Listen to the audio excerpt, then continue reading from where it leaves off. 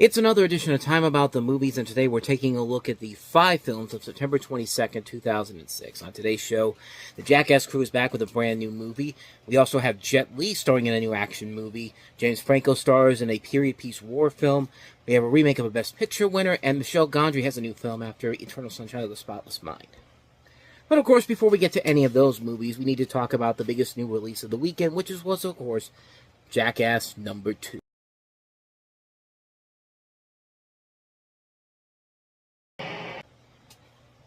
Perfect sum up of the movie in general. I mean, it's the Jackass gang in their second movie, and it's, them doing more bigger stunts, more bigger pranks, more bigger skits, and you can tell that the budget has gotten a whole lot better because this one doesn't look like a movie that's straight out of a video, was recorded straight out of a video camera like the last movie was. But no, this movie feels radically different overall, and radically different, and yet still very much the same film overall, and maybe even more so. I mean, you could definitely tell they got a bigger budget. They were upping the ante on what they could do. And that was just what the future of the Jackass movies eventually would become. Because with every movie, the stunts would get bigger. The comedy would get bigger. They'd have a bigger budget. And unlike most movies where they go big or go home and they usually fail, these guys go big and they usually are very, very successful as the films that follow after this got better and better. But this is a really entertaining movie. It's a really good film, showing what the Jackass guys do best. The stunts are pretty awesome. A lot of great laugh-out-loud moments all throughout the movie. The creativity of these sketches keep getting more creative and more intriguing as the films go on. What more can you say, man? It's just a good, fun time all around. Not much more to say. So that's Jackass number 2. So with that said, let's go ahead and move on to our next movie, which is Fearless. Oh, I'm sorry. Jet Li's Fearless.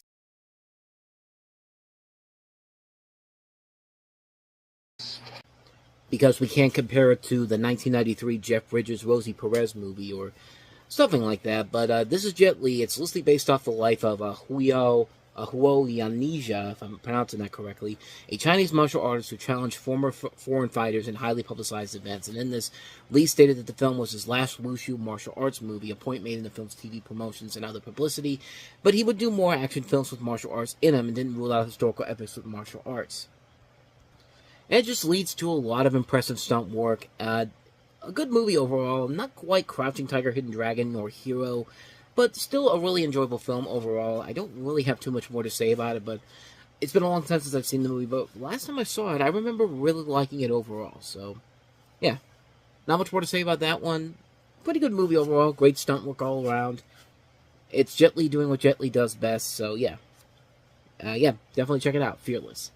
So with that said, let's go ahead and move on to our next movie, and that is not a good film, because we've had a couple good movies so far. Now let's get to some crap. This is Fly Boys.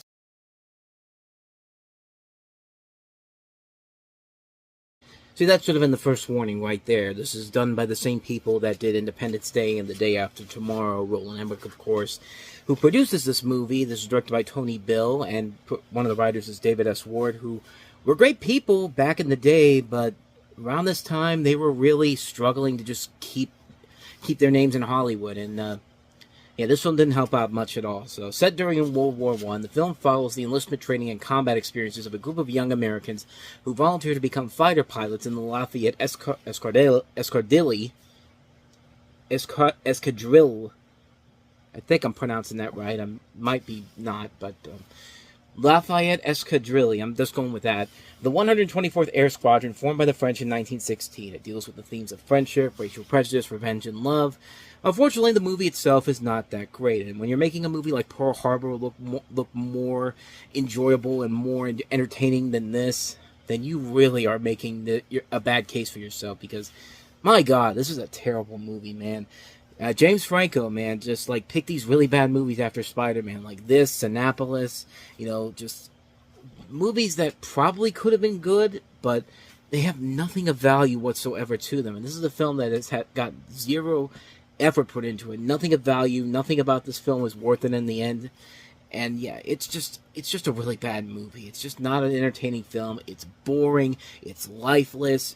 These actors in this movie should have been involved in something so much better than this, and just This is the end result we got here. A film that probably was set to be a big Oscar contender for MGM, but they realized how terrible it was, so they dumped it off just before we got the big awards push. But, yeah, you can avoid this one like the plague, So you could do the same thing with the next movie, which was an Oscar contender. In fact, it was based off of a movie that won Best Picture. This is All the King's Men, 2006.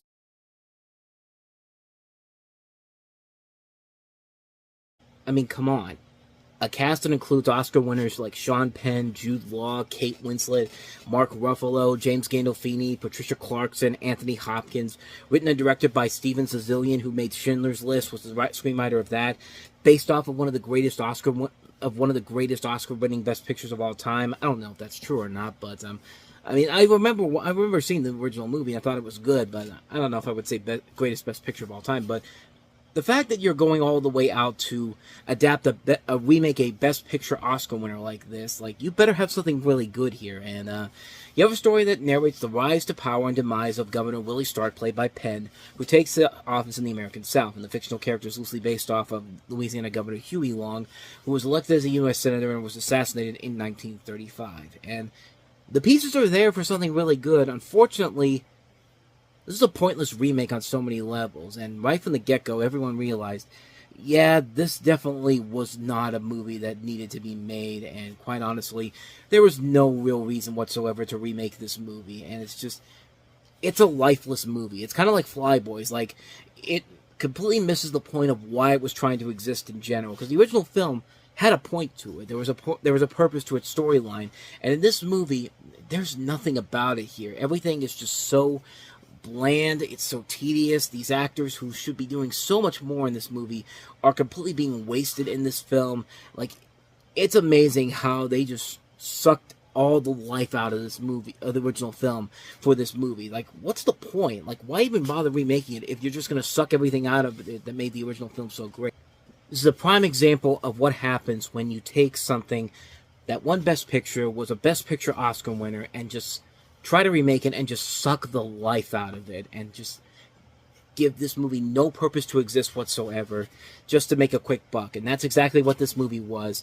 And, yeah, there's nothing more you can really say about it except that the movie fucking sucks. It's a terrible film, a waste of talent all across the board. Just inexcusable how bad this movie is. This is absolutely horrible. Horrible. And I mean, we've seen a lot of Best Picture winners in the past couple of years get the remake treatment or give out a pointless sequel, Gladiator 2. But yeah, this is the absolute worst of the worst. This is literally the definition of clinging on to Oscar bait and trying to kite it up with all these people involved in it, and not even doing a good job at it whatsoever. So yeah, you can skip this one as well. So let's try to end the show on a high note. Let's go to our last film we have here, and that's Michel Gondry's follow-up to Eternal Sunshine of the Spotless Mind, which is The Science of Sleep.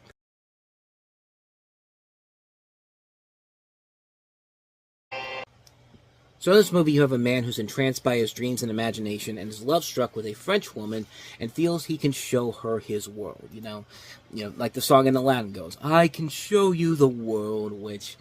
yeah, imagine if Aladdin was done by Michel Gondry, and you got this type of movie here, except in a modern setting type of thing, and yeah, like, the biggest obstacle for this movie is trying to be something on the same level as Eternal Sunshine of the Spotless Mind, which was a masterpiece, one of the best movies that came out in 2004, and this is his follow-up film, and to try to have that same magic again, I'm not going to say it didn't work, but you could definitely tell that he was trying a little bit too hard to recapture that magic all over again.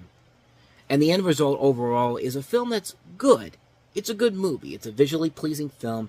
You've got two strong performances by Gael Garcia Bernal and also Charlotte Gainsbourg. But unfortunately, the rest of the movie just feels like it's trying way too hard to capture that same magic of Eternal Sunshine of the Spotless Mind, which is a film that I think is very hard to top overall. And by God, the movie is trying to do something unique and clever with it. And unfortunately, it just can't reach that echelon to do something that stands out on its very own. And yeah, from a visual perspective, it looks great, but as I've said time and time again, visuals don't make the movie. You gotta have a good story. You gotta have good characters that we can get behind. And unfortunately, this film, I think, does not have that, but it's a good movie. It's a good film. If you liked Eternal Sunshine, you'll definitely find a lot to admire about this film, but just don't go in expecting another masterpiece like Eternal Sunshine of the Spotless Mind with the Science of Sleep. And so with all of that said, we wrap up another edition of Time About the Movies, and we'll wrap September up on the next episode with 5 movies, including Sony Pictures entering the computer animation game with their first film, Martin Lawrence and Ashton Kutcher in the animated comedy Open Season. Ashton Kutcher once again starring in another movie, this time with Kevin Costner for the marine thriller, marine action movie. Were they Marines or... I don't know, but the next, we'll take a look at The Guardian. We have Todd Phillips following up his successes with Old School and Starsky and Hutch with his newest film, School for Scoundrels, with Billy Bob Thornton and John Heder. And we have a couple of Oscar winners as well, with Forrest Whitaker giving an Oscar-winning performance as Idi Amin in The Last King of Scotland, and Helen Mirren starring as the Queen in The Queen. So we got 5 films to look at next time around. We'll take a look at all those movies on the next episode. But until then, thank you guys so much for watching, and if you want to see more videos like this, please hit the place on the next page. Check out the previous episode. And also, don't forget to hit the like, subscribe, and notification button, because we post new videos here every day, and you get updates on when new videos come out if you hit that notification bell. Now, with all that said, I am off. I will see you guys next time, and until then, as always, take care.